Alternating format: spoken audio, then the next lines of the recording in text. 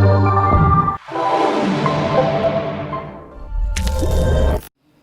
اللہ الرحمن الرحیم۔ میں ہوں نصر اللہ پتافی۔ آج میں آپ کو 10ویں کلاس کے اردو کا لیکچر دینے لگا ہوں، اور اس میں آج ہم گرامر کے حصے میں پڑھیں گے اسم نکرہ۔ اسم نکرہ وہ اسم ہے جو کسی عام چیز، شخص یا جگہ کے نام کو ظاہر کرے، اسم نکرہ کہلاتا ہے۔ مثلاً دریا، پہاڑ، کتاب وغیرہ، یہ اسم نکرہ کی مثالیں ہیں۔ اسم نکرہ کی 5 قسمیں ہوتی ہیں۔ پہلی اسم اعلیٰ، دوسری اسم صوت، تیسرے نمبر پر اسم مصغر یا اسم تصغیر بھی کہتے ہیں اس کو، چوتھی ہے اسم مکبر، پانچویں قسم اسم ظرف۔ اب آتے ہیں پہلی قسم کی طرف، اسم اعلیٰ۔ اسم اعلیٰ وہ اسم نکرہ ہے جو کسی اوزار یا ہتھیار کے نام کو ظاہر کرے، اسم اعلیٰ کہلاتا ہے۔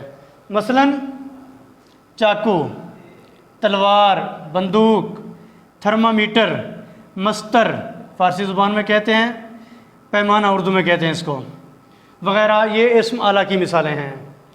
اس کے بعد دوسرے نمبر پر ہے اسم صوت، ایسا اسم نکرہ جو کسی آواز کو ظاہر کرے، اسم نکرہ اسم صوت کہلاتا ہے۔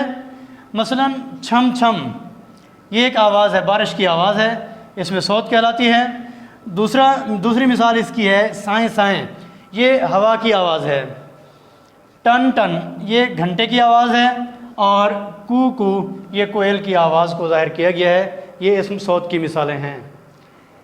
تیسرے نمبر پر آتا ہے اسم مصغر یا اسم تصغیر، وہ اسم نکرہ ہے جو کسی چیز کا چھوٹا پن ظاہر کرے، اسم مصغر یا اسم تصغیر کہلاتا ہے۔ مثلاً دیگچی، باغیچہ، ڈبیا، ڈھولک وغیرہ، یہ اسم مصغر کی مثالیں ہیں۔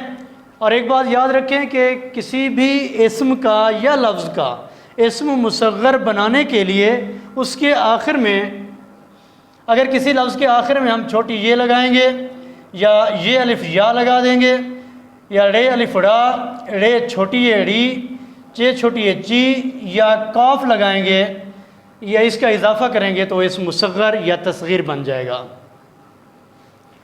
چوتھے نمبر پر ہے اسم مکبر، وہ اسم نکرہ جو کسی چیز کا بڑا پن ظاہر کرے، وہ اسم مکبر کہلاتا ہے۔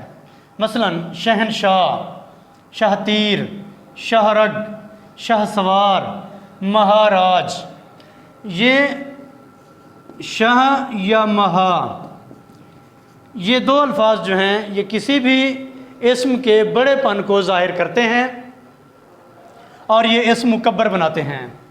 اس کے بعد 5واں ہے اسم ظرف، وہ اسم نکرہ جس سے کوئی جگہ یا وقت ظاہر کیا جائے اسے اسم ظرف کہتے ہیں۔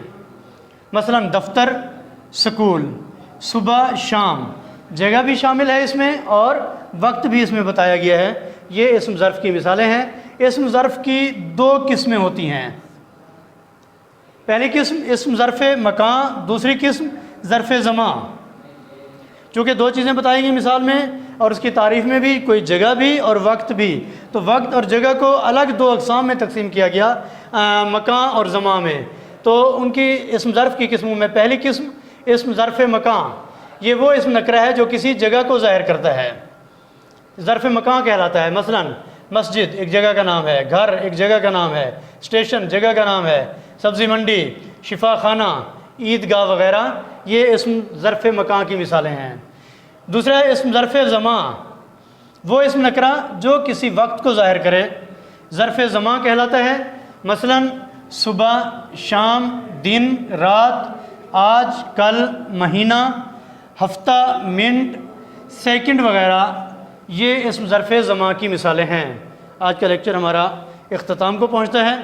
اگر اس بارے میں کوئی بات سمجھ نہ آئی ہو یا مزید کچھ پوچھنا ہو تو ہمارے یوٹیوب چینل نعیم سکول کے نام سے ہے، وہاں آ کر سن کر اور کمنٹ باکس میں آ کر ہمیں کوئی سوال پوچھ سکتے ہیں، یا پھر جو ہماری ایپ بنائی گئی ہے ہمارے نعیم سکول کے نام سے، اس ایپ میں بھی ہمارے یہ لیکچر اپنا اپلوڈ ہوتے ہیں، وہاں سے بھی آپ کمنٹ باکس میں آ کر پوچھ سکتے ہیں۔ شکریہ۔